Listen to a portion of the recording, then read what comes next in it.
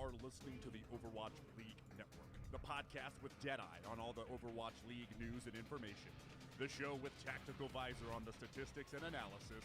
Here are your hosts, Totally Drunk, Spider, and Slambo.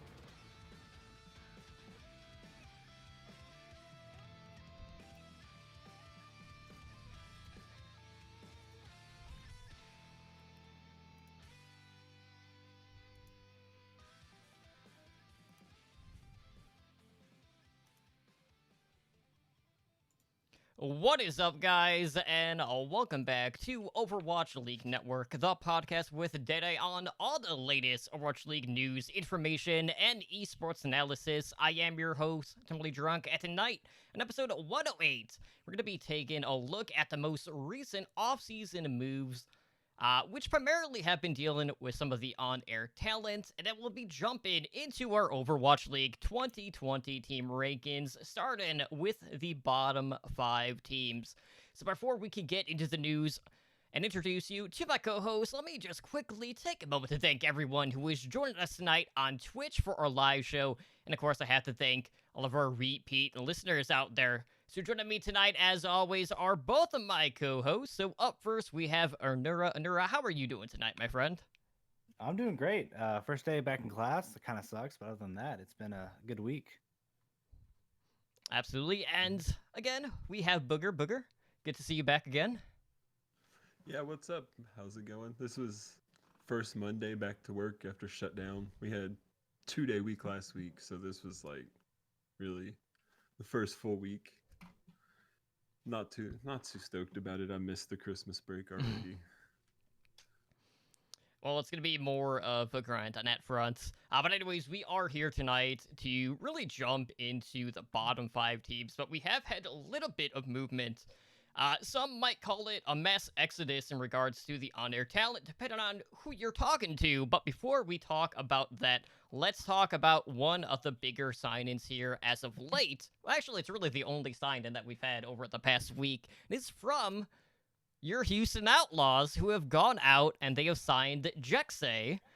So the Outlaws have finalized their roster with this addition, so we'll have Jexay being reunited with his Element Mystic support partner, Repel, on the team, following the run that they had in the final season of Apex Challengers. So this marks the second main support player that is now on the Outlaws roster, joining Boink on that role. Now, this sign-in does bring the Outlaws up to the 12-man maximum headed into the 2020 season, and this is the 5th sign-in that we have seen from Houston during this offseason on their roster, not including, any changes that we saw in regards to the coaching staff. So when we look at this roster, we have 4 players at tank. We have Meko, Muma, Spree, and Coolmat. The support line has Repel, Jexay, and Boink, with that 4-man DPS rotation of Linkster, Blase, Hydration, and Dante. So, Booger, I'm going to throw this to you first. Obviously, you're wearing Outlaws gear right now. You are our resident Outlaws apologist.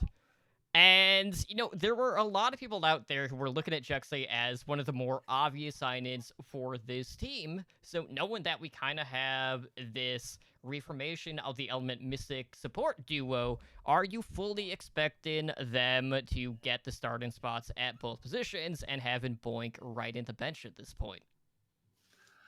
For sure, that's going to be Boink on the bench, in my opinion. I think this is like just an outstanding signing for Outlaws. This whole offseason, they've really been targeting their weak points, and that's excellent.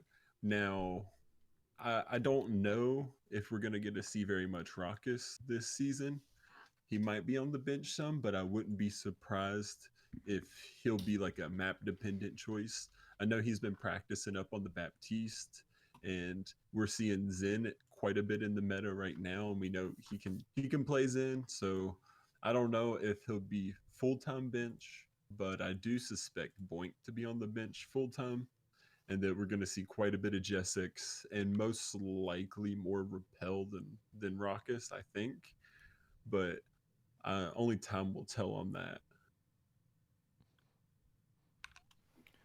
Right. For Jexay, really, I think saved my feelings for the Houston Outlaws. for a while I was like, what are they doing? They had a lot of good signings, but really Boink staying was really just one of my things. Is like, I don't understand this at all. And then so them trying to signing Jexay, it really gives me hope. They have 3 off tanks. That's my main worry about the Houston Outlaws is why do you need 3 off tanks in the Do they first place? really have 3 off tanks though? That we know of, yeah. It's gonna be all Mecco. It is, but that's 2 spots that could have been filled by other people. That's where I'm at. Why do you still have them? You couldn't find anything better to do with them. I mean, other than that, I think this really saved. We're ranking. They really saved my ranking for them. They're a lot higher because of the signing for me. Yeah, the off tank discussion is still kind of going to be at the forefront for this team. And I feel like they pretty much used the money that they had to the max at this point. So I don't think there's any wiggle room for them to potentially buy Spree or Coolmat out of their contract in order to pick up maybe like a Korean main tank, for example. So I'm not expecting anything on that end. But we are starting our rankings tonight. I don't know if any of us have the Outlaws there currently, but before this signing was made, did you have the Outlaws pegged as a potential bottom 5 team in the Overwatch League this season? I did. They're going to be 16th for me. But honestly, this actually brought him a lot higher. I had no faith in Boink. He's been there 2 seasons. He hasn't impressed me that much. And it makes me believe that they are making more changes than just like getting 2 Korean players. They're looking at just good players in general. So it really fixed it for me, at least. Yeah, this offseason with the signings, I was being an Outlaws fan hasn't been the most optimistic journey, but I would have to say this offseason has made me more optimistic than the past 2 seasons by far. I think that they really have focused on where their weak spots were and how to improve them. And overall, I couldn't imagine putting them in the bottom 15, especially after this signing. I know that I don't got them at number 1 or anything like that. You got it at number 2. No. Actually, yeah, not even top 5. But like, they're looking to be a solid team objectively, not like as a fan perspective. As a fan, I'm hyped. But when I try to look at it objectively, I'm like, this is going to be a very improved team because some of the talent that they've brought in, like I'm high on Mecco, but I'm also high on hydration. So I think that we're going to have like probably the best Outlaws season to date. No, it's not a lot of competition, but it's a big deal. Yeah, for me, the biggest question is how all of this new Korean talent will integrate into this Outlaws organization. Obviously, with the addition of Harsha during the offseason and having come from 2 pretty notable teams here in the past, that should kind of like help along the way with that. Plus, it does help that, most of these Korean players that they did pick up speak pretty good English as well. So I'm not really expecting too much of a rift in regards to just the way that this team is going to communicate. My bigger issue is, well, who at this point is going to be the in-game leader on the team? Are they going to toss it over to Jexay because he was an in-game leader in teams past, or are they just throw it to someone else?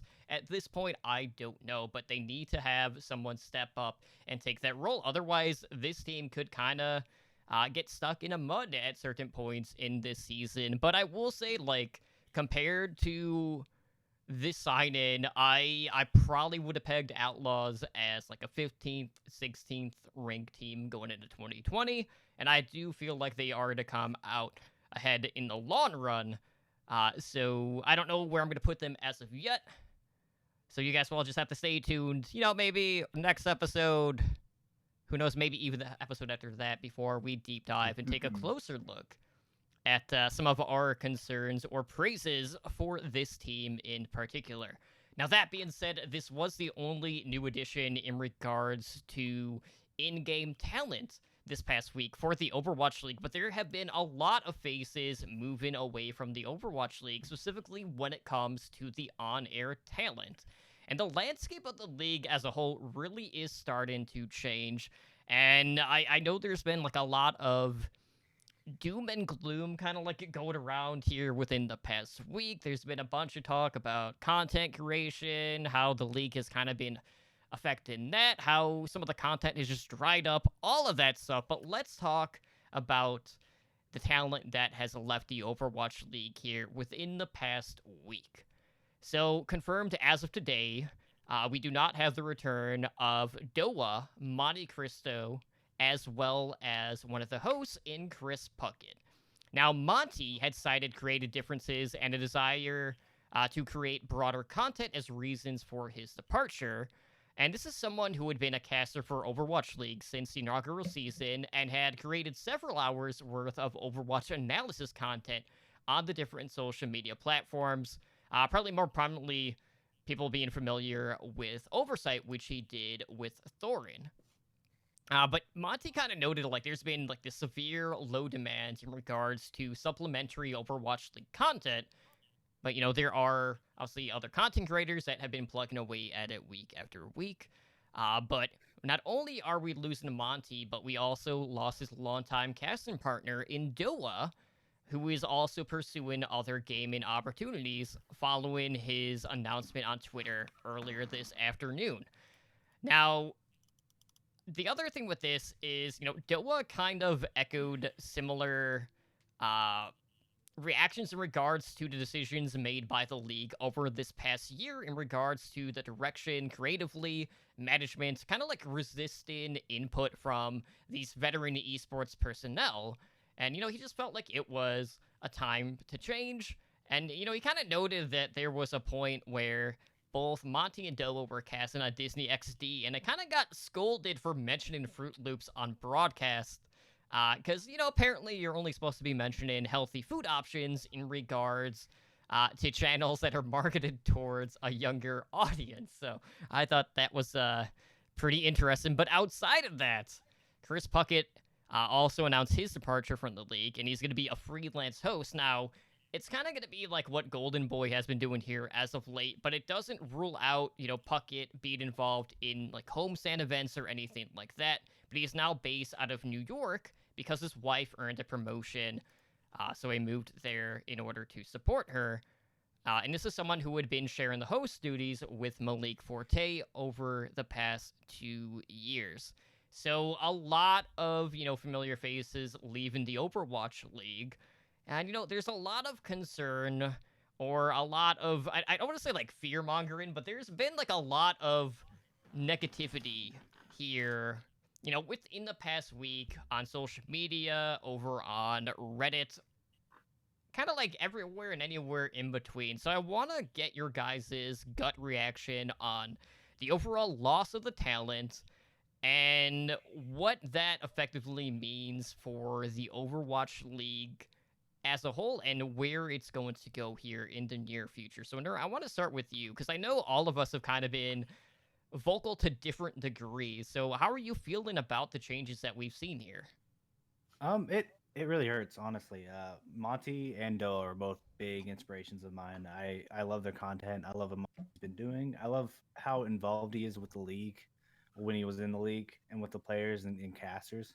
You can see everyone just talking about how much he did for them, like for them constantly. Players, casters, didn't matter who you were. If you're in the Overwatch League or in Overwatch, he was going to help you out. No, that's gone. Pocket completely makes sense. His wife got a promotion. I think he loves New York. Still think we're going to see him at the NYXL games, maybe some Boston games. I think we're not done with Pocket. I think this was just a smart move for him. He's very popular. Same thing with Monty. And Doa is just he's so nice. I like them all. But it's really bittersweet because I know they're doing it for their careers, and I think they're also doing it just to show Overwatch League that if they don't fix things soon, things can really fall down. And a lot of people have been using that for clicks, is what I've been finding out. And a lot of people also just have general, like, actual concerns. I I really do. I'm gonna miss these guys because as much as some of the people in our community hate Monty, I really think he was probably one of the best people for our community, and it really just it hurts to see him go. Okay, I'm gonna start off and say I don't use Reddit. It seems to be way too negative always, so I just stay away from it. And so I haven't really taken in as much of the doom and gloom as I think is out there, but I don't really buy into it. I think the league's just fine. Like Monty and Doa were really good casters, and it was great to have them at the Overwatch League for a while, and they chose to move on. That's that happens with every sport. Like if a announcer leaves the NBA, people don't say it's the NBA's collapsing. So like if a league couldn't handle its casters leaving and hire new ones, then it's that's a massive problem. So I don't really think that it's that big of a deal for the league. While I do think that they were one of the best casting duos, and Puckett was a really good host, and he'll probably be doing quite a few events moving forward still. Uh, I almost wonder if he wanted to go free agent so that he could work with other games too, like Call of Duty and Halo and stuff like that. So that way he'll be able to have his, be able to be doing multiple esports. I wouldn't be surprised if he had like a pretty locked down, you can only do Overwatch League broadcast type contract. So I think that he's more of broadening his horizons instead of leaving. Um, but yeah, like I wouldn't buy into too much of the doom and gloom of it. We keep hearing the phrase it's like the make it or break it year. And I think that has to do with the homestands being a new thing, and to show that the league has built an infrastructure that is able to have moving pieces and have people leave and new people come in. Because if it wants to be a lasting league like we want it to be, it has to be able to do that. So like yeah, it would have been great to see Monty and Doa cast for another couple seasons, but you can't really expect them to be there forever. So it's kind of like a test if the Overwatch League is ready to be switching around the personnel, and if they have like that solid foundation to just year after year, the talent can be interchangeable. Like I know that that sounds bad, but if you want to last over time, there will be changes. And I spent some time watching that the Florida Winter Classic, and some of the casters they had on there did a great job too. So it's not like they were doing something that no one else can do. Like there are other casters, and they might take a little time to get to their level, but at the end of the day, I don't think that there's any doom and gloom to be read out of leavings within a company. That's just something that's going to happen. Yeah, I think at the end of the day, the important thing to note is, should Overwatch League have a moment of collapse at any point, the league and the way that this infrastructure was set up can have some pretty severe ripple effects across the esports scene as a whole. That's why initially the Overwatch League came in. They had really high buyouts. They went out and picked up some of the more maybe like notorious casters that were available across different titles to try to bring in that extra viewership or that extra, clickbait potential, essentially, because, Monty definitely has a certain persona behind him. He has a little bit of a stigma. And he's either someone that you love or someone that you hate. But he definitely brought a level of experience, as did Doa, to the Overwatch League. So when you see big names like Monty, like Doa, leaving to pursue other opportunities, a lot of people just look at that as a sign that they're reading into primarily just the vision that the Overwatch League is taking. And, for the most part, like, this is another time that we have heard about creative differences between people that have been around the scene for quite some time and just the higher ups within the Overwatch League. And of course, with that, we kind of have this divide as a community when it comes to the infrastructure of the league, where you have people that are fully wanting to embrace esports as a whole, kind of like embracing traditional sports and infrastructure and how things are, laid out. And then you have another side who just want to start new trends within the esports scene as well. And there's been like a lot of back and forth, and it's been kind of hard to find common ground between the two, where people either look at this as a heavy investment that's just like leaking money at this point, because there's really not a ton of teams that are having much of a return, if any, at this point. But a lot of people are just worried right now that the Overwatch League in its current state sets a bad example for investing in esports across the board, and they're looking for a change. Now, when that change is going to happen, or what specifically they're looking for, that's not really been something that these naysayers or these journalists have been really mapping out. It's just, okay, I'm going to, post a tweet longer, I'll send out a tweet or whatever, and then I'll just leave it at that. But we're not seeing any elaboration or anything like that. So it's kind of hard to pinpoint exactly what vision they want to see for the league as a whole.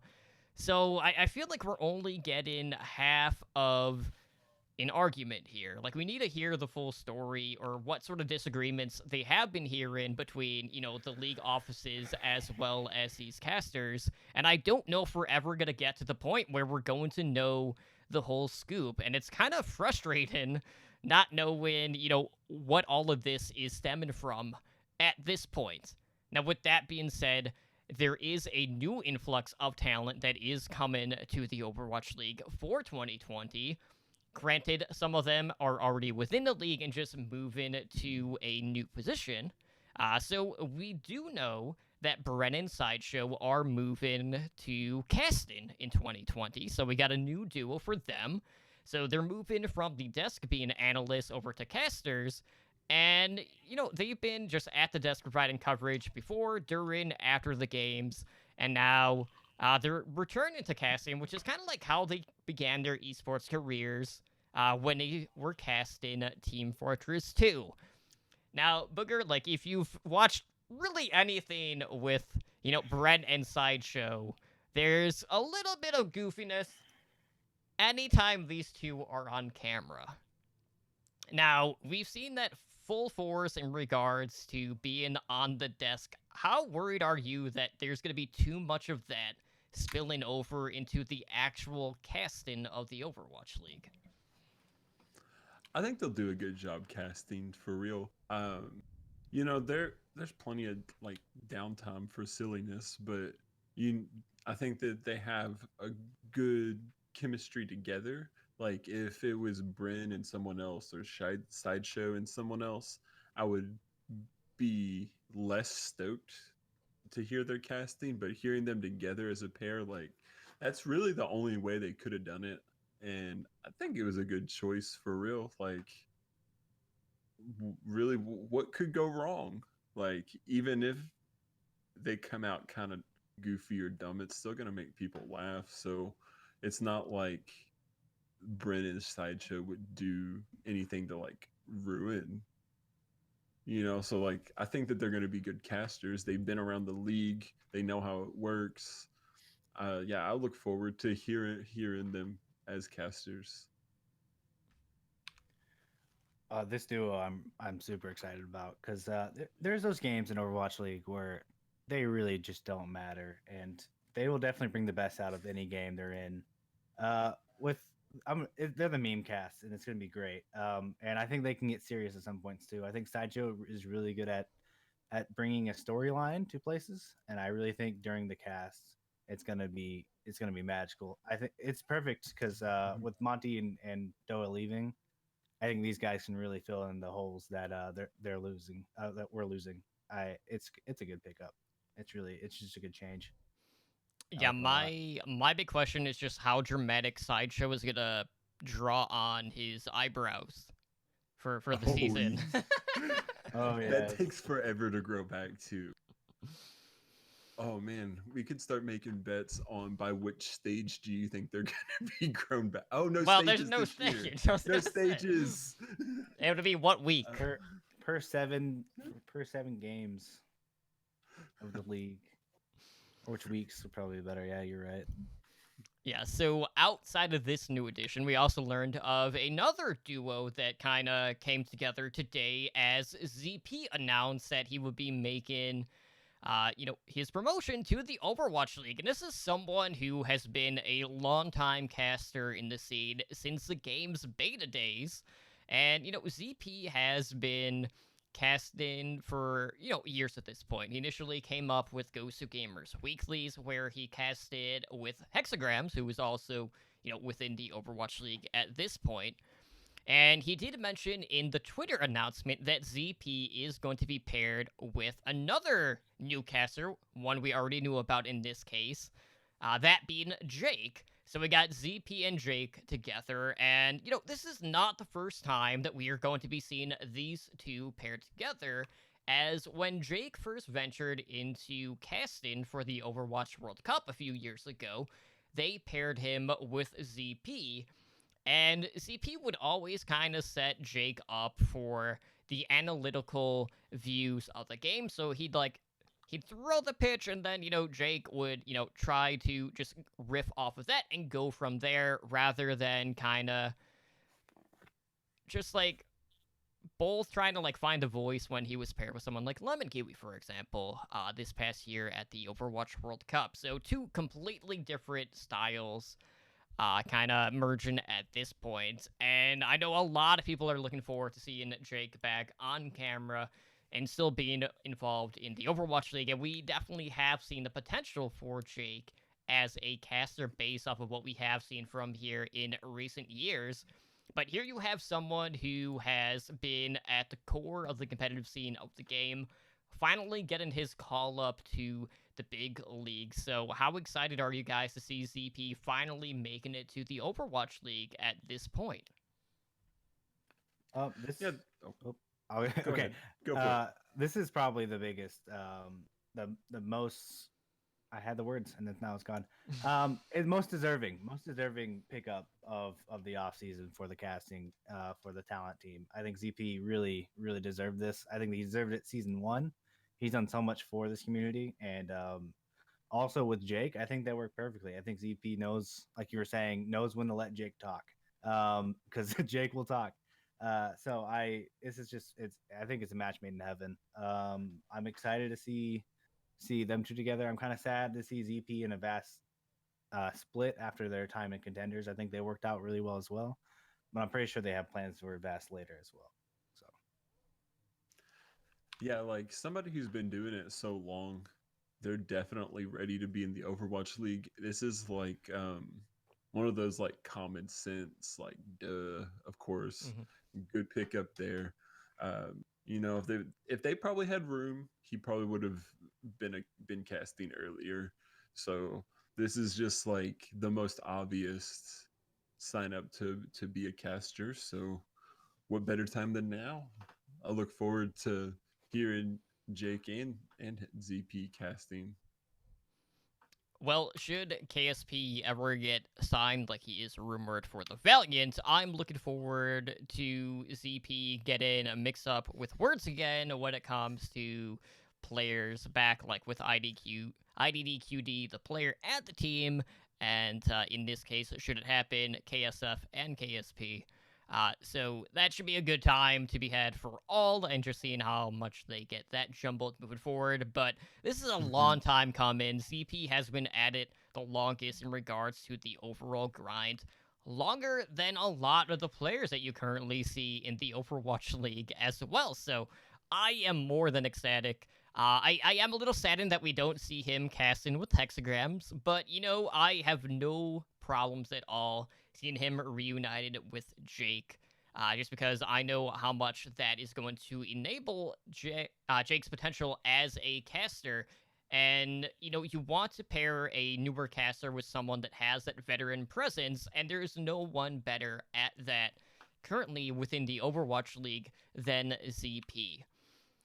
Now, I do want to note that, amongst all of this, we did have a note from John Spector in regards to, the on air talent and how they're going to be used in 2020. And he says that our caster pairs are going to be based in different parts of the world and travel to do the English language cast live from the team venues. The desk that we go to for analysis will be based in LA. We'll have a lot more to share soon about all the caster pairs and the analysts joining our desk, but I think you will all be excited as you learn more. We certainly are. Okay, now let's rewind a bit. We had in the past speculated that, we would love to see Wolf and Achilleos based out of Korea. And, by the way that this is worded, it kind of seems like they're going to have casters stationed in different parts of the world. So, that could mean, like, we could see Brennan Sideshow casting in Europe primarily. Wolf and Achilles could take, Korea, potentially China. Then you could have, ZP and Jake over in NA, as well as... Well, I'm trying to think. We don't know any other, confirmed duos at this point, so I don't want to read too much into that. But it seems like we could see a more even spread breakdown of where they have talent going into the 2020 season. And, with everything being done in regards to on stage for the analysis, I think that makes the most sense. You don't want to keep adding on additional travel expenses because, they already have to deal with that enough with the talent that they already have. And, when you're making such a big leap, of course you are at times going to need to take some cost-cutting measures, and I'd rather have just that remote control just being based out of LA. And, the same has been done across traditional sports as well. Whenever it is brought back to the studio, you're not seeing, analysts really on hand at the stadiums or anything like that. So with that being said, Booger, I want to get your thoughts on the way that they're going to be going about using the talent that they have right now, and if you feel like any particular pair is going to be stationed in specific regions. Yeah, it seems like they'll definitely gonna want to have um, multiple casting pairs West Coast, just because of how many different teams there are in that vicinity. And then I would assume that we would have a casting duo for the East Coast as well, and then maybe a European and then a Korean slash Chinese. It's this is kind of like the common sense route for them to take as far as putting the desk in LA and just have it centralized in one spot.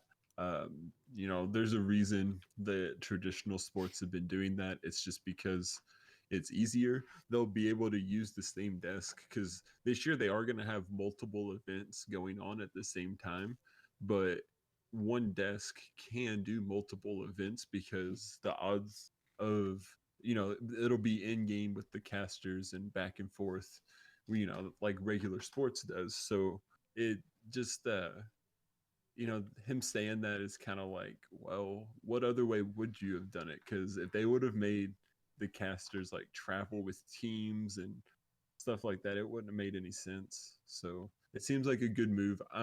It seems like he's kind of teasing like they have like a big reveal planned to show who the rest of the casting duos is going to be and the talent team.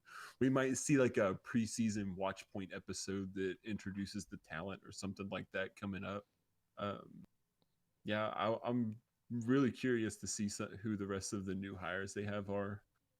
But for right now, it seems like they've lost a little bit. Well, they've lost some of their talent, but they're replacing them with people that seem totally capable. So I don't think there's anything to worry about there. But I will say I think that Jake and ZP will probably be the West Coast duo because I do believe Jake was originally from California too. So that would make sense to have them as one of the duos that's stationed in the U.S. And it just seems like that would be where a large percentage of them want that they could probably go where they want to too. They're limited to team like cities with good airports. So yeah, I guess we'll see who the rest of the desk is going to be soon, hopefully. Mm-hmm. I'm super excited for the talent desk because I really believe that 2018 Watchpoint, everything they were doing was amazing, and if they can at least have more bits being set up during the space, like whatever space they have, I really hope that like they can bring something like that back to them. With that being said, whoever goes wherever, I'm sure it's gonna be great. I hope that they bring more than one casting because it's six, isn't it like 4 to 8 games per what is it per homestand? Yeah. It could be pretty grueling for these casters as well as the talent.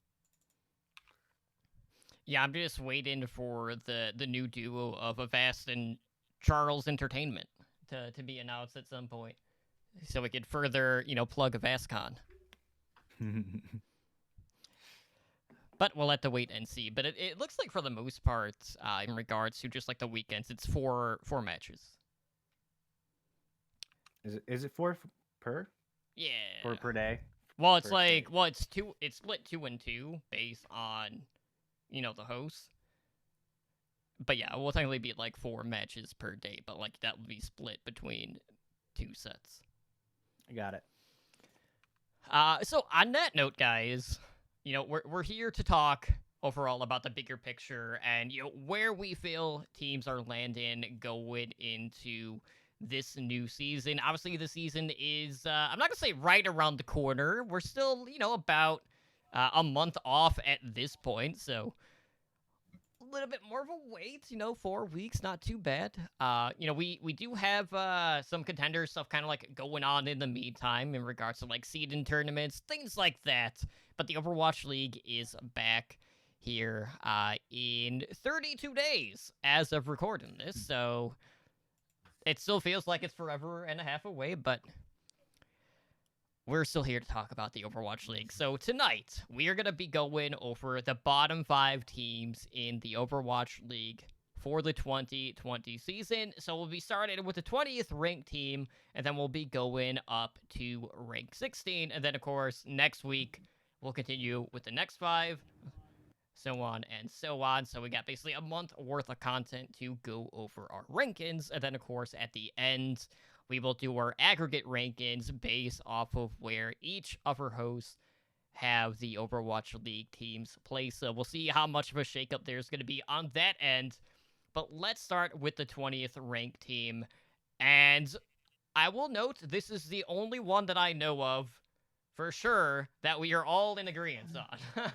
I don't know who's, 19, 18, 17, and 16 for either of my co-hosts, so expect some disagreements on that end, more than likely. But at number 20, we all have the Boston Uprising.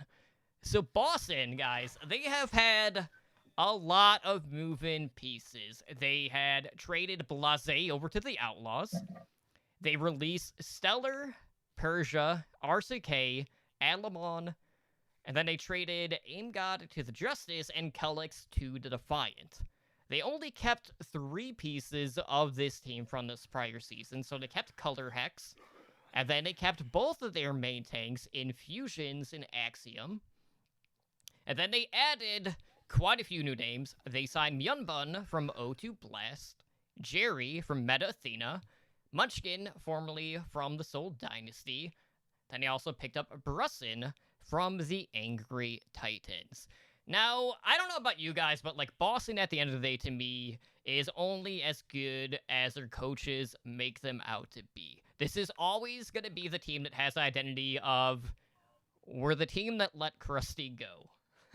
They had a really good stage, and then ever since then, it has been an uphill battle for Boston Uprising. So they have turned a new leaf. They have turned to Mineral. So Mineral will be looking to cultivate this new talent. And I I don't know if this is the right guy for the job. Obviously, Florida Mayhem was a failed experiment, regardless of what season you're talking about. But they did sneakily land Myunbun in the offseason. I don't know how he ended up on this team. He is a big fish in a small pond. And I'm sure there were another of other teams that were looking to sign him, but Boston just kind of like swept underneath the rug in this case and managed to land him somehow. But this is a Boston team that has continued to try to find like that diamond in the rough. And you look at the DPS additions to this team, and Jerry and Munchkin, and I don't know, guys. Like, Munchkin only really showed his prowess last season on Zarya. Otherwise, he was stuck in Brigida jail.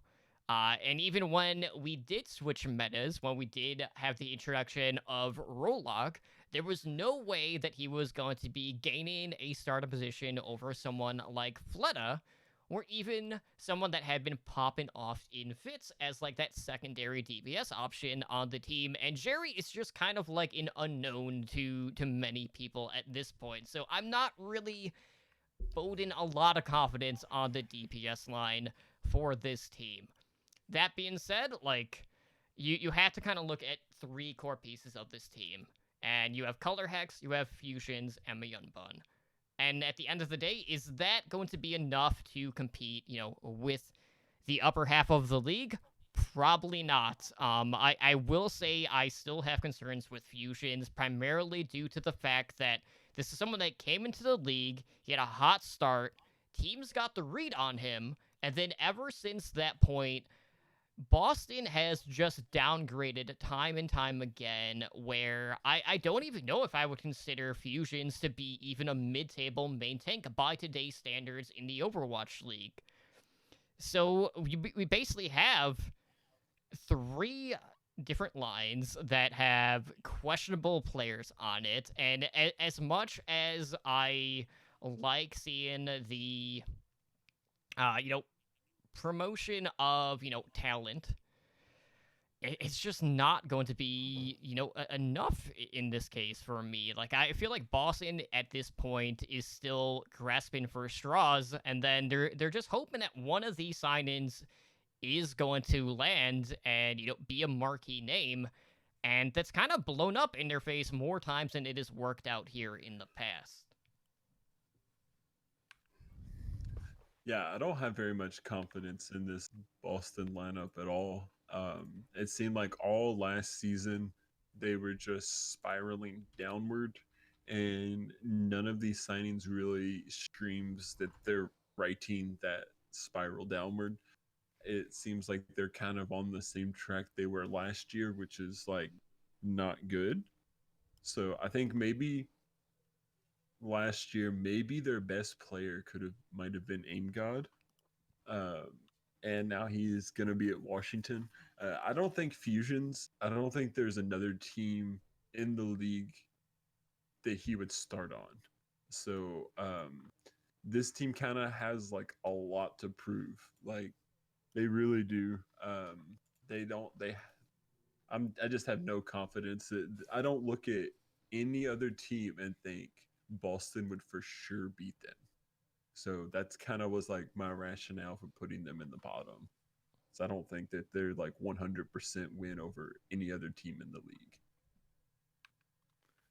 Right. For me, it's literally it's tank line lackluster, DPS just lackluster, and like middling support line. I think that's the only chance of having is literally Swimmer and Myungbong just like being really good supports. But Swimmer's been all right in the contender scene, and Myungbong is Myungbong. But for me, it's just Fusions. I feel like he peaked in Goats, and I don't see him coming back. Axiom, he's a Winston like ball player. I don't just the meta's not there for him right now. So like their main tank's kind of weird. Brucin, I don't know about him at all. But this team's just it's a mess. It's just a mess. And then they bring in Mineral. I don't. This dude has had a terrible record with a team with also like really well-known players that just didn't work out. I don't know how he's going to develop other players. If he could develop the previous players who have performed well on other teams, it just seems like it's a mess of a team. I would not be surprised if Huck is in the isn't in the hot seat after the season, not fired. It would be a miracle if this team gets past the bottom three of the rankings. Yeah, this team did kind of turn to an EU front in regards to the coaching staff, because not only did they pick up Mineral, but they also picked up Ilka, who had worked with Angry Titans, and Askoft also being an assistant coach, who is coming from HSL Esports. So I don't know. Like, I feel like this is just a team that is going to the well too many times at this point. And like it's going to be a rough season. Like, in order for this team to really start to pop off, one of the main tanks at some point is going to need to find their feet underneath them. And I honestly do not know if either one is going to be the answer on this team. So a lot of question marks across the board. So hopefully, Boston will be able to make something out of this roster, but it seems like every season we're kind of having the same thoughts about this team, and the moves that they're making aren't really adjusting our overall viewpoint of them. Like, we haven't really seen them gone out and pick up like this massive sign-in that is like a head turner by any means. Myunbun might come close to some people from O2 Blast, but one piece is not going to be enough to suddenly skyrocket the Boston Uprising to being a potential playoff team. This just is not going to be it for them. So I do have them at 20. If I had to put like a peak on this team, I don't really see a ton of wiggle room. Maybe 18th at the highest, but I do have them projected to go 6-22 this season, which would put them below where they were in this past year. How are you guys thinking they'll fare in the grander scheme of things? How many wins do you expect? Less than 10. I don't think Boston gets. I think they'd stay less than 10. I'd be surprised if they have 7 or 8. I would look for them to. Man, I don't want to say they're like the Shanghai Dragons from season 1, but if they lose an early game to the Valiant, it's possible. For me, it's I don't. This team's weird. For me, I don't think they're gonna get past 7, 8 wins. They have literally one of the hardest traveling. Really hurts. So imagine being these players who are already not well known, probably in a few losing streaks, having to travel thousands of miles to get to the next game. It's really going to be rough for this team. This team, I don't think they're going to go winless, but they could get close. They can get close. Well, It's one of those. I want to quickly look at the schedule, like the first 5 matches. Let's see what we got. Okay, so they open the season against the New York Excelsior. Rip. Okay, then they travel out to Washington to face the Houston Outlaws. Ooh. Okay, that's more winnable than the first game, but probably True. still very unlikely. The third match is against Philadelphia Fusion. Okay, that's another tough one. Washington Justice. Okay, there's potential there. The 5th match is Atlanta Reign. That's a rough stretch to open up the season, guys. So their most winnable game, in my opinion, would be against Philly, and I don't even think that could happen. So but you also got to think they've got everything to prove, but they have nothing to lose. Team in Right. the past. That didn't really help them being at the bottom pretty much all of last season, though. I don't think you can really make that argument. You have everything to lose in the beginning of the season. That's where they're at. I don't. If this team is a success, if it gets past the 15th place, like it's just you really it's gonna be rough, and it's not good for them at all. This is just it's a mess. All right, so let's go ahead and let's move into the 19th position. And I'm going to throw it to you first. Who do you feel like is going to edge out Boston in 2020? I think it's going to be Boston 2, London Boogaroo. I think London Spitfire for me is. I know a lot of people are high on them because of their coaching. I don't believe it. I just it's weird. They have literally Glister, Shui, and 2 unknowns with Babel and Aldo. The tank line J-Mac, Bernard, 2 unknowns with Gleiston and Jihoon, and then a support line with Highly Fused and Krillin. If you want to call Krillin not an unknown, even though we only seen him once, and an unknown Sanguinar. It's a weird group. I don't see this team doing well because they don't have any veteran talent who can do well. If they start losing, I don't see them like ever bringing themselves back up to win. It's the most known thing about them is the coaching staff with Agape S&T, which is awesome guy, Pavane and Twinkle, and I don't have faith in Pavane after hearing NYXL. They NYXL for their best playoffs ever, making 3rd place in the latest playoffs. Pavane wasn't even coaching for them, and he was the head coach. It's a weird one. Fuse is he seemed like a fine player. He came in for Fusion University when they're doing their little losing spree back in Korean Contenders, and then J-Mac is probably I've heard good things about him, but Glister and Bernard is the only players that could really save this team for me, and I don't think 2 players can really do that. It's a big loss for me. I don't understand the hype around this team. I think it's just the name, London. Okay.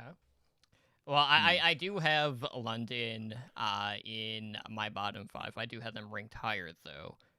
Same. So with that being said, I actually have the Valiant in the 19th spot. Me too. Okay. I have Valiant 19 as well. All right, so let's go over the Valiant really quick, and then we'll kind of do a little bit back and forth. Booger, why you feel like they are going to edge out the Spitfire in the grander scheme of things. So Valiant, a lot of moving parts again with this one. They have released Fact Fiction. Agility Beast was sent over to the Defiant. Same with Kariv.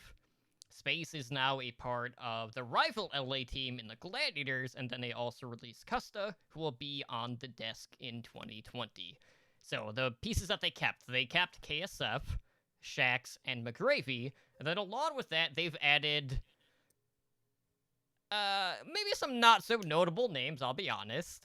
They have Dreamer from Sydney Drop Bears, Apply, formerly from the Florida Mayhem, the worst Mayhem, Slur from Sansom Morning Stars, and then Lastro from the Sky Foxes.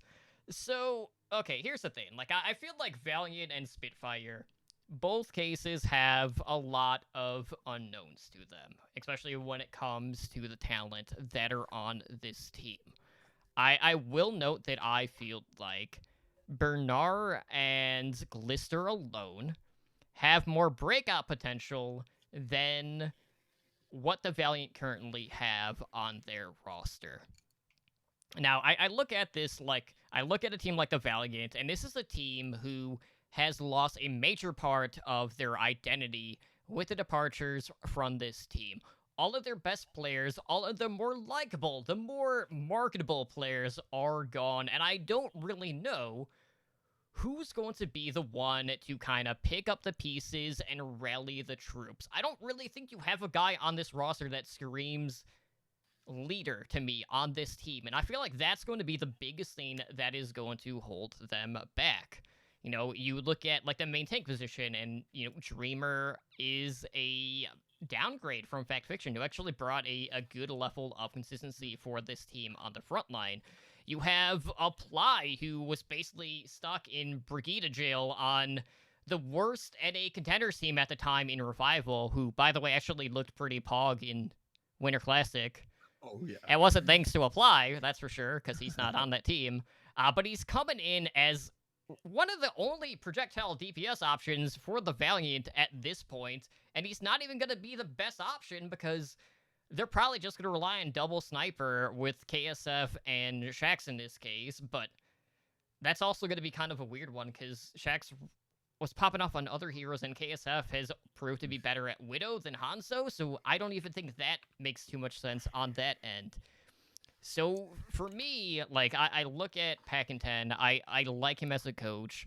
I just don't see the vision for this team. I think they lack raw talent, whereas Glister has more of that in his pinky than the Valiant have in their entire being at this point. And, maybe if they can get KSP, they're going to have an outside shot of escaping that bottom 5, but that's not a done deal at this point. So I don't even know who's going to be the one to step up on this team, on top of having what is, to me, probably the most questionable tank duo in the Overwatch League in 2020. So for me, like, I think the Spitfire have a higher ceiling, but I expect the Valiant to finish probably with 7, maybe 8 wins at the most this season. You might be giving them a lot there. Like, McGravy got benched on the Mayhem when they were losing. And, Shax, he kind of shut off a decent Reaper, but I think the odds of a Reaper meta coming back are pretty low. KSF, he's not a, he's definitely far from their worst player, but I don't think there is a single player on this team with carry potential. Like, yeah, I honestly don't see the Valiant in pending if they pick up like some mid-season pickups or something like that. I don't see them hitting 5 wins this season. I know that might be a little less than Boston because Boston, but I over the past week I've traded Boston and LA in my power rankings over and over. I've had LA in 20 and Boston in 19. So, uh, yeah, I don't. It seems like that we had the rumor that LA was broke and they traded away Space. So they got money for him. They got money for Kareev and Agilities. So I'm curious, where did it go? Why didn't they use it to make some more pickups, But this is a team that my expectations of them are so low that if they come out and get some wins, then it's going to be pretty impressive, But yeah, I don't have a whole lot of hope for Valiant fans. They're kind of like a better luck next season kind of situation, if you ask me. They're fully embracing the win 0 of that Twitch emote, I'm telling you. Gotta feel like Yeah, it. for real.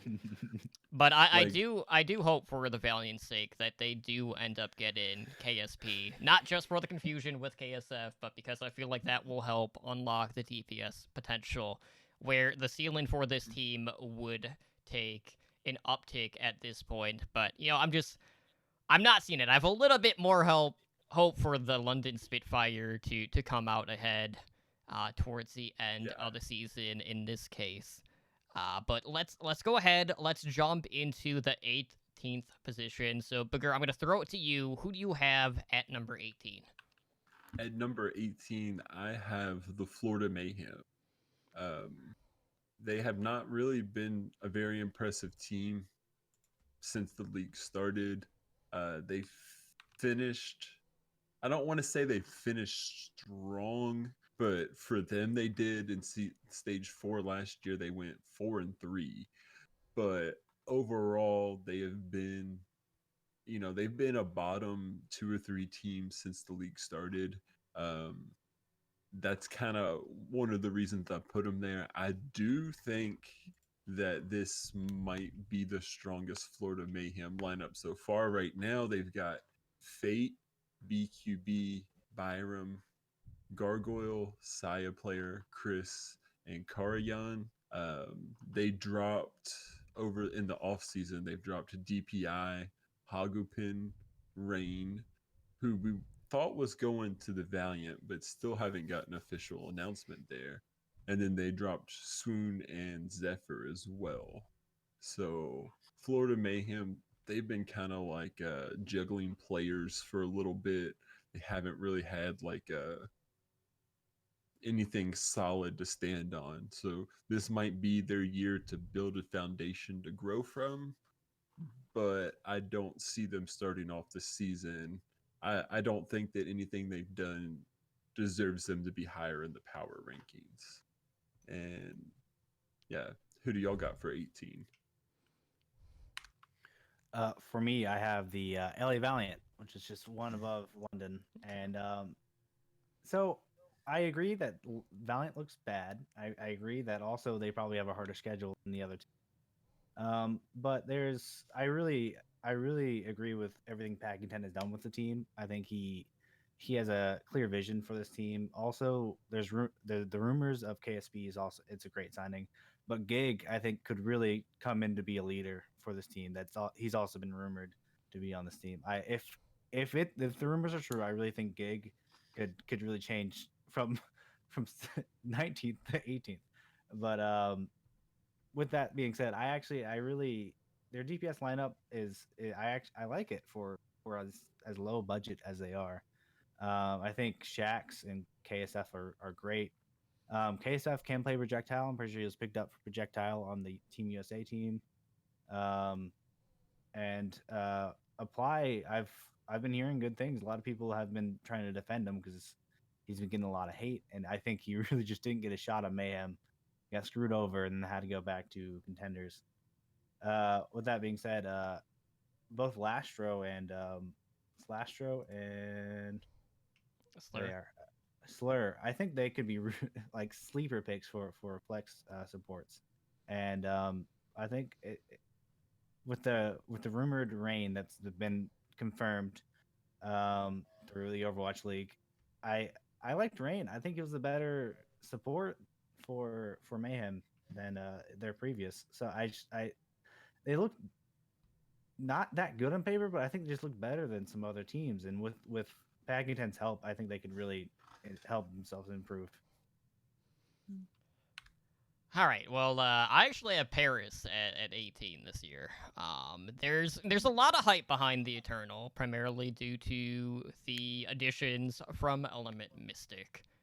So to go over Paris really quick, they released Finzi, Danye, LH Cloudy went over to the Gladiators, and they also released Shadowburn. They kept Ben Bess, Nico, Soon, Gray, Hip, and Cruz. And then they added Sparkle, XCI, and Hanbin from Element Mystic. They got No Smite from the Hanjo Spark, as well as Smex from the Montreal Rebellion. Okay, so I have to compare Paris to the Florida Mayhem. Okay. So, Paris probably an unlikely land-in spot, at least according to the community, in regards to the Element Mystic lottery. Really, none of us pegged Paris to be that final destination. So, for one, yes, Hanbin comes in after the first 2 games of the season. Why they added Smex to this team remains, I have no idea why they signed Smex in the first place. I feel like that is a waste of a roster spot, because you could have just had Nico go back to a role that he played in the past multiple times for literally 2 games, and they could have added depth to another role position on this team, and they just opted not to do that. But I do expect Nico to ride the bench in favor of Soon and XCI. But at the end of the day, this is a team that is just looking towards reuniting all of the Element Mystic pieces. They're looking at Sparkle as being the end-all be-all. And in 28 games of the season, he's only eligible to play in 12 games. And you look at the roster for Paris, and not the easiest, I will say. And I don't know exactly what this main tank position is going to be looking like, because Ben Best spent a lot of time, being kind of like handcuffed to another main tank, and I didn't make another addition to this team. I for sure thought that they would have gone out and tried to get Tizzy or Kaiser, maybe even Bumper, but for whatever reason, we don't know where Bumper is landing, if at all, and that would have leveled up this team a lot more than what we're seeing. Like, yeah, they kept their best line, which at the time has been support. They cut all of the dead weight, especially Shadowburn, in this case, but I feel like when you look at this Eternal roster, they don't lack, they don't really have an identity until Sparkle becomes of age, and I don't know if Soon is going to be enough to be the backbone of a DPS line, and I feel like when Sparkle is of age, this is going to be a little bit too entrenched. It's going to be too late for them to claw their way out. So, in those 12 games with Sparkle, you can still expect growing pains even at that point, introducing a new piece to your lineup. But this is a team that probably has a floor of picking up 8 or 9 wins, in my mind, as opposed to Florida. I'll be honest, I don't even have Florida in my bottom 5. That being said, I don't have them much higher than that. I could say the same about Paris. I don't have Paris in my bottom 5. Yeah, but pretty close. Yeah, those are definitely cut-off teams. For me, I look at the Mayhem. I like all of the departures from this team. They went out, they picked up Yaki and Gangnam Jin, who are 2 notable names. Yaki, I feel like, is probably going to get paired with Saya Player in regards to the starting position. I could see this team maybe just running double projectile or just Pharah Widow or something like that. Who knows? Maybe we'll actually get the return of Saya Player on Widow at this point. I feel like that's going to unlock the most potential out of the Mayhem. But as a whole, probably the weakest position on that team is Chris at main support. But outside of that, I feel like this is a team that is going to sneak by a lot of people. Again, that Jim is known notoriously for his frag potential on the back line. You have a tank line who, Gargoyle kind of got unlocked during the Goats meta, so I know there's a little bit of question marks around him. But I really don't think he's as bad as everyone is kind of making him out to be here as of late, so I don't know. I just feel like with Paris, when you compare them to Florida, yes, Florida has had worse luck overall in the grander scheme of things. But this is, I feel like, going to be the combination where things are going to settle a bit more. They're going to see better results. They're not going to break a ton of ground, per se, but I do feel like they will come out ahead. So, I don't know. Paris, to me, has just too many unknowns at this given point, and Sparkle is not going to be enough to push them into a playoff contender or even a mid-table team. For me, both of these teams. For Florida, I might have these teams later. I might talk. I'm gonna say for Paris, I do think Nico is gonna play over XCI or XCI and Soon, because I think he's their only projectile, and I don't think XCI or Soon can really play projectile that well. So I think that's why they picked up Smex, because they're planning to put Nico on projectile until Sparkle comes out.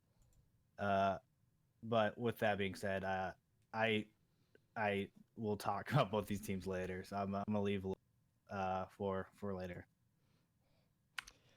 All right, so that would bring us to our 17th ranked team. And I'll be honest, I don't know if I have the team in the right spot. This was a team that I went back and forth with quite a bit. But I have the Justice at 17. So what? We have a team here who is all in on their Swedish tank line, who did not get to play a single map in 2019. They released Guido, Sleepy, Otto, Heianu, Giannis, and Sansum. They kept Ark, Stratus, Corey, Elevote, and Lolsish. And then he also added Roar from the Gladiators, Tuba from Bubble Burster Gaming, and Aim God from the Uprising. Alright, so this one's definitely going to be the most controversial one for me in my bottom 5.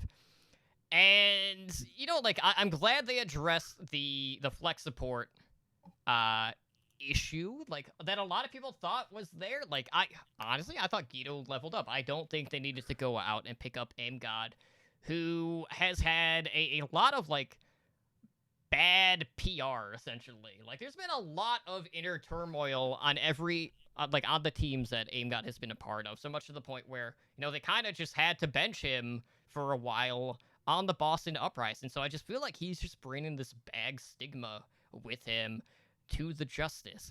Now that being said, they are entering the 2020 season with a rookie tank line, at least in the Overwatch League.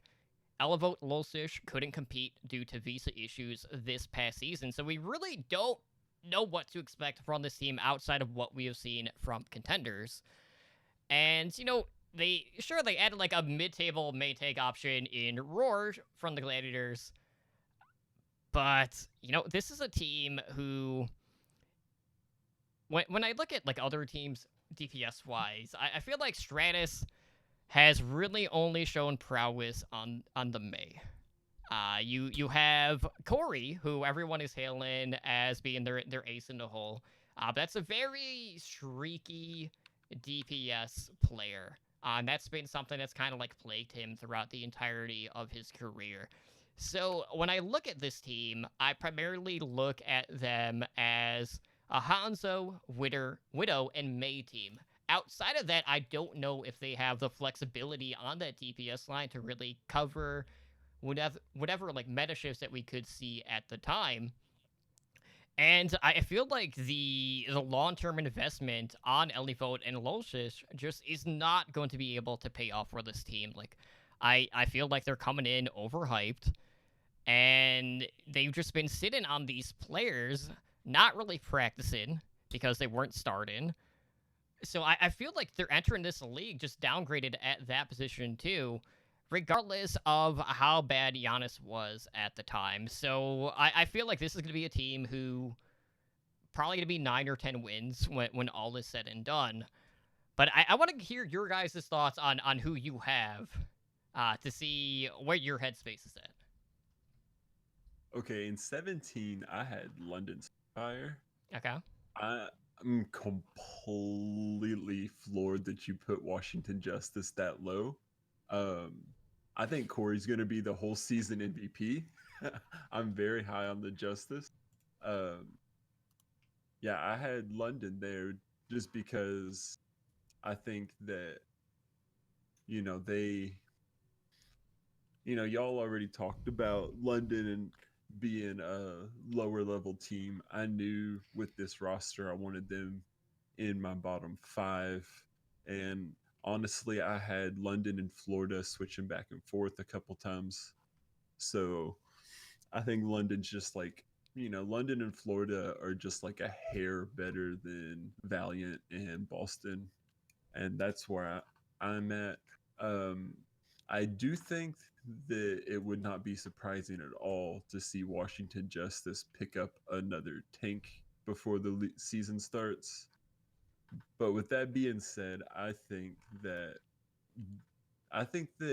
Corey himself could carry Washington Justice out of the bottom 5.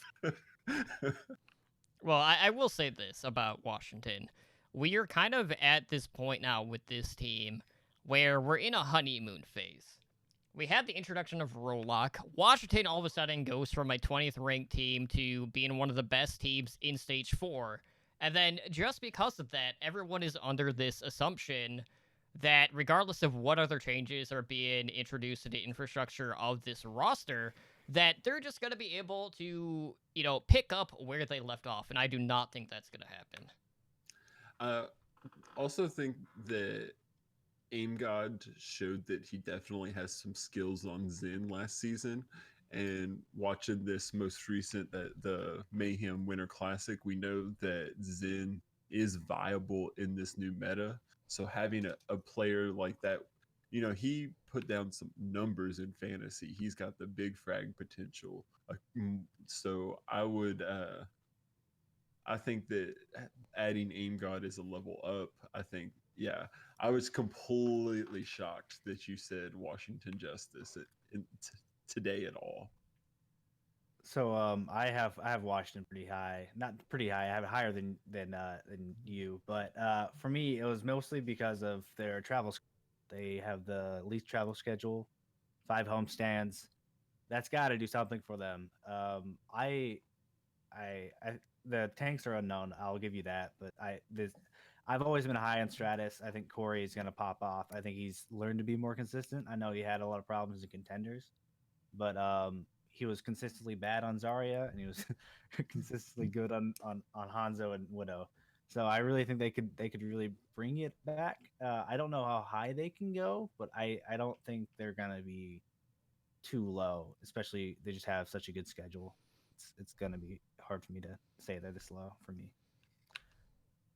All right, well let's talk about like the window that we expect from these teams then. So, what do you feel like the pop-off potential is for the Justice? Like on the highest end, where would you guys put them? Not your actual rank, but where do you feel like the ceiling is for that team? Champions. They Play, totally. I'll go for it. I'm saying play-ins for me. Play-ins? Yeah, I think that's for me, like Justice do have like the widest range, and a lot of that could just boil down to how consistent their tank line is going to be. Like I do have them at 17, but I could see them going as high as 11. Most other teams, I might only have like a 3 or 4 ranking window. But Justice are either going to be really overhyped or really underwhelming, and I just didn't quite know on what end of the scale they are going to be on that end. So with that being said, let's finish it up. Let's move on to number. Right. What? My number 17 was Florida Mayhem. Just so you guys know, it was Florida Mayhem. I believe that the runaway players just won't be able to carry this team. Their 4-3 stage did not impress me, especially since I had 2 wins over Toronto. And it's just a Gargoyle. I think he could be good. I don't know. I'm not high on Fate. Karayan I've never seen play. He was good on Goats. And I couldn't see this team do better. I can see this team do better than their 6-22 season, but I don't see them going past that really. Well, 6 wins isn't really too much nowadays in the league. Now that everyone won't be forced on a terrible meta for 6 months. Exactly. All right, we can move on. All right, so Nur, I'm going to throw it to you for the 16th ranked team. Who do you got in that spot? I have the Paris Eternal. For me, I really think that their support line, which was probably one of their strongest positions, won't be as strong this year. I think there's been a lot of upgrades in support lines and other teams. Their main problem is their main tank with Ben Best and No Smite. That's just gonna be it's not looking good for them. Hanbin and Smexy, I think Smexy he's an alright pickup. I think he's gonna work well for those few games he's in, and then he's gonna probably focus on maybe Devo while Hanbin plays Sigma for the rest of the year because Sigma's not going away anytime soon. But really, what they're hoping for is to get enough wins to when Sparkle comes in, just try to dominate and get into play-ins. That's the only way. That's the only hope I can see for Paris doing well this season. If not, I don't see him going pretty far. I've got a pretty controversial 16. I've got Philly Fusion. I don't really have any confidence in Philly this year. And I thought mine was going to be controversial. Well, you told me about this earlier. Yeah, I've got Philly that low mostly because I don't think Sato should be a starting main tank. And they picked up Fury, but they had Poco and he was a decent off tank. So, I don't know why they would. Well, I guess it's an upgrade. And then their DPS line, it almost seems like their DPS line is likely to spend more time competing with each other than the rest of the Overwatch League. Um, yeah, I think that we're not going to see a very good Philly. I think Carpe might be one of the most overrated players in the whole league. Um, honestly, every time we saw Carpe on stage at the end of this past year, he looked like he wanted to be gone, and that's a big reason for me dropping them so low. I just don't think that they're gonna have it in them. I think that that's one of those ones where Philly could have been a spot or two higher on my list, but I don't see any reason for it. Um, yeah, I think that we're gonna end with Philly being. I think Philly's gonna end the season in the bottom 5 as well. Okay, here's what I'm gonna say really quick. So I look at Philly last year. Probably weren't too happy with 3-3 meta. I mean, you could visually see it anytime that they were on stage. But, despite that, they still had 12 wins across the first 3 stages of this past season. Which, at the time was definitely more... Like, they were on the upper half at that point. They did finish 15-13 at the end of the season. But correct me if I'm wrong, but didn't they have Sato at main tank for the entirety of that season? Mm-hmm. They did. Yeah. And they're bringing in a pretty good fragger in Alarm, who's probably going to be top 3 in regards to eliminations on Zenyatta. Like he's probably gonna be one of the most prominent Zenyatta players in the league, outside of maybe Jonek in the next season, in my opinion. I will admit, Sato has a bad reputation. I feel like a lot of people look at him as the obvious weak spot on this team. But I don't think that Poco was on the upper tier of off tanks. You have Fury, who has been a more consistent performer on a team who had its fair share of struggles, but regardless of Fusion, regardless of what meta we were in at the time, if they loved it, if they hated it, this is a team that at least put up performances. The talent has always been there, and I feel like EQO and Carpe just escaping that hell that they were in is going to bring them to maybe not being like a super team by like Shock Sanders or anything, but like I could see the Fusion doing as well as being a top 5 team, barring one condition. Funny Astro cannot be feeding like he had been on the Atlanta Reign. That is my biggest concern on this roster with the new additions, outside of Ivy just kind of being a weird pickup. And I'm not even going to mention Chipsa, because Chipsa probably isn't even going to enter the equation at all. But I know I don't imagine that we're going to be seeing Fusion in the bottom 5 at any point this season. Yeah, I think they have a really dangerous support duo that could probably fill in for DPS if they felt like it. With Funny Astro and with Funny Astro and God, I can't. Alarm. Alarm. Thank you. I don't know how it blanked out. Anyway, these guys will frag for the DPS if they don't pop off themselves. It only takes one Carpe to pop off to get them a win. And Fury's just that's an insane pickup. They didn't need to pick it up. I feel like they just had to get an opportunity to do so, and they upgraded their tank line there. Sato, he looks angry, and I really think he can pull a super of last season where he looked mediocre to bad, and he could really pull off. I do wish they could have got a new main tank that would have put them a lot higher for me, but I don't agree with bottom 5. It might be a little harsh, but I view Philly as a team on the decline, and I don't see them having a better year than last year. So that's where I kind of got them to be as low as I have them. So let's rewind it a bit. So at one point during the offseason, Fusion re-signed Carpe to a 3-year deal.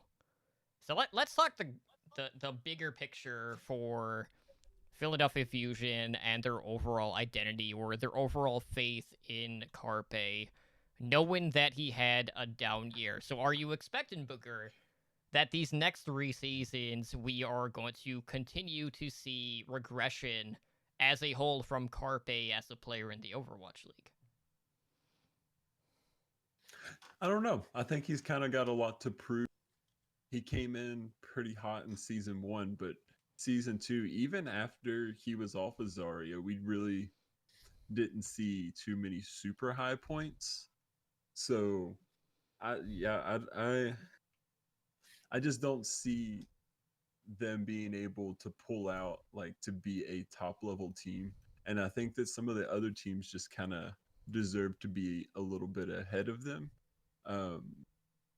Like if honestly a main tank signing would have bumped them up quite a couple spots in my opinion.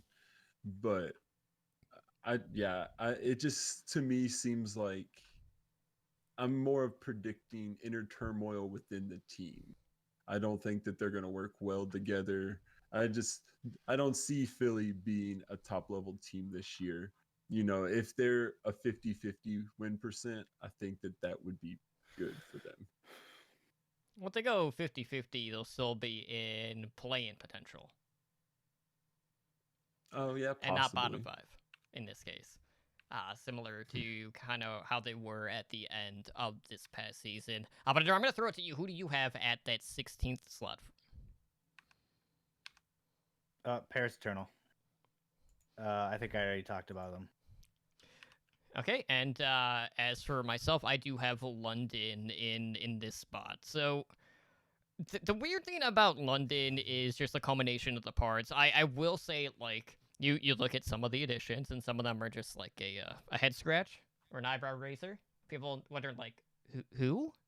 And there are a couple of players on there, especially ones that were kind of from Tier 3. I'm going to kind of, like, ignore them for now. So let's put aside Sanguinar, although... And let's look at some of the other pieces. So you got Fuse, who looked okay. That was Karkar's replacement since he couldn't travel to Korea because he wasn't 18. So he couldn't compete over there. During the Fusion University experience, where, they took a couple of, big teams, some at 5s, but ultimately lost out and got dropped from the quarterfinals of the playoffs. They signed Bernard, who very staple piece of that same team. Probably the second best addition to this team in the offseason. Glister is by far the biggest sign-in here on that end. Coming from Genji. I don't know why the Dynasty let him go. I don't know if that was like part of, the trade bundle that London had with the Dynasty. But that was a huge piece to let go on top of also, trading Fleta away to the Shanghai Dragons. And, we'll see how much that unlocks some of their DPS options. But for London, I look at this team, and I feel like there's definitely going to be a need to reconnect with the fans, especially in the local markets. Like, they need to do that. I feel like that's going to be one of the most crucial things to this team. It was evident that that old guard wasn't cutting it anymore, and they needed a change. They kind of just blew up this team.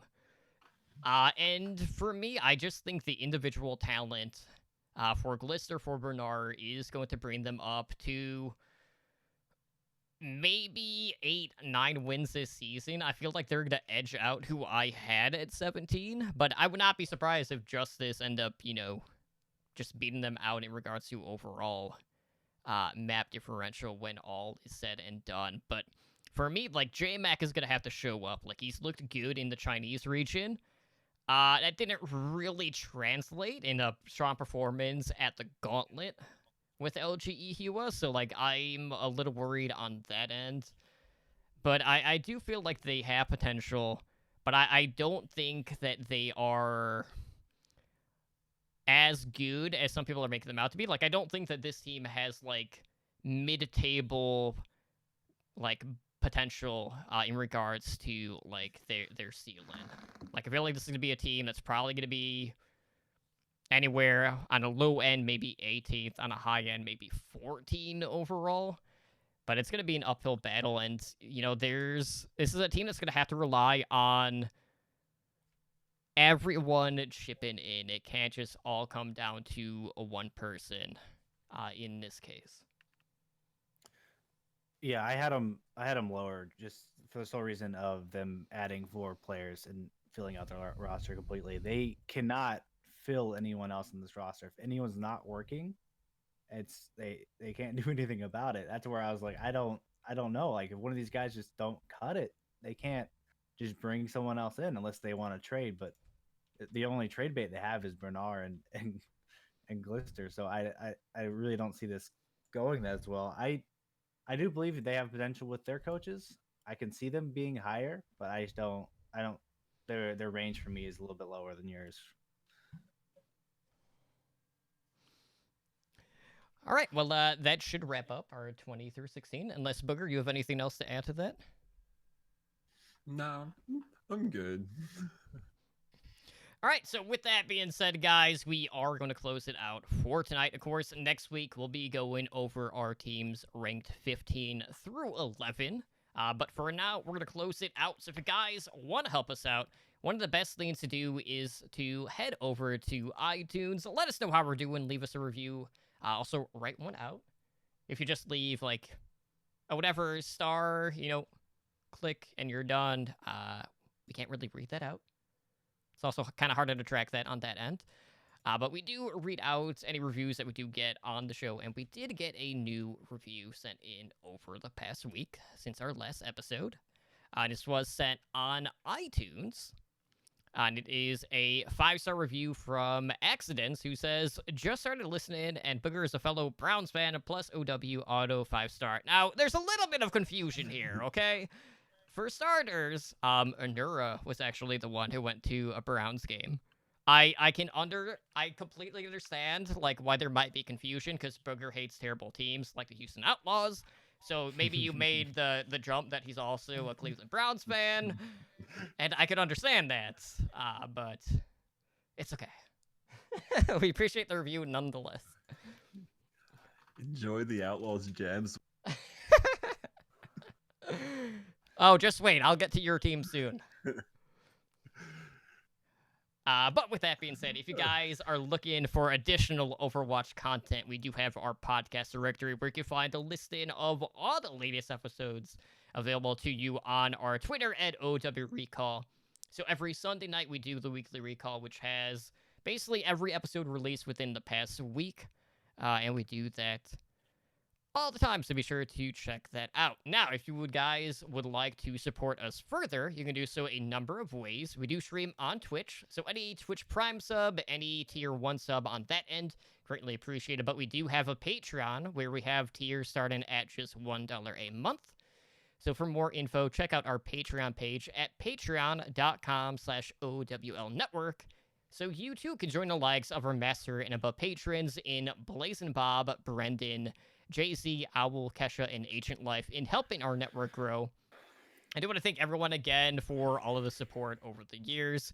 And if you guys haven't been on the Patreon page for our patrons, we did post a 2019 year in review, just talking a little bit more about, the landscape of the network and how the shows have been doing, future plans, all of that good stuff. But with that being said, Booger, of course, we have a number of different ways how our listeners can get a hold of us. So why don't you go ahead and let them know how they can do that? Yeah, if you want to email the show, you can send an email to contact@owlnshow.com. The website is www.owlnshow.com. We are on Twitter at OWLNshow. Our YouTube channel is youtube.com/Overwatch League Network. We have a Discord at discord.me/OWLN show. You can find us on Twitch at twitch.tv/OWLN show. And we're a Twitch affiliate, so you can help support the show by subscribing to our channel. You can earn the network emoticons, and we've got podcasts that come on regularly. We do this show every Monday at 7 p.m. Pacific. Overwatch League by the Numbers coming back tomorrow is at 6 p.m. Pacific. Heroes Never Die is Wednesdays at 5 p.m. and host streams run on a flex schedule when available. So make sure you turn on notifications to know when that goes live. And we've got patreon.com/OWL network that Totem talked about just a second ago.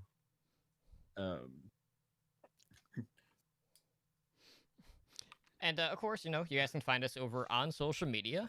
You can find me on Twitter at TonallyDrunkCTR. And I do stream Monday through Thursday on Twitch at twitch.tv/TonallyDrunk, which should be back. Well, actually, I'm going to tweak my schedule a bit, obviously, with OWL by the Numbers coming back tomorrow, because Tuesday was one of my initial nights to stream. So I should be back on that Wednesday night after HND. So I'll probably be... I don't know if I'll be adding like a fourth day again to the stream schedule, but I will definitely be streaming Monday, Wednesday, Thursday moving forward. But Anura, where can our listeners find you over on the social media? You can find me on the Twitter at Anura_0, where I'll be probably doing a lot of random posting about the new hashtags. It's be pretty fun. And didn't you also recently just hit like 200? I did. It was a big milestone. I'm super excited. But so I just hit 200. Should be, you want to add to that? We're gonna quadruple that by the end of the season. That's our goal. Let's hope. All right, Ed Booger, what about you? You can find me on Twitter and Twitch both at BoogerBrainz, BoogerBrainz. I've got a show I've been doing for Fantasy Overwatch League called Picking Good Ones with Booger. I'll do that every Friday, usually around 8 p.m. Last week, I went over my top 10 tanks power rankings for fantasy teams. And this coming Friday, we're doing top 10 supports. They go onto YouTube after that. Be sure to check it out. It's pretty cool. So with that being said, guys, I do want to thank you again for joining us tonight on Overwatch League Network. This has been episode number 108. I've been your host, Tonally Drunk, joined, as always, by my co-hosts, Anura and Booger. And we hope to see you guys back tomorrow when we talk all about Fantasy Overwatch League on OWL by the Numbers. Take care, and have a good night.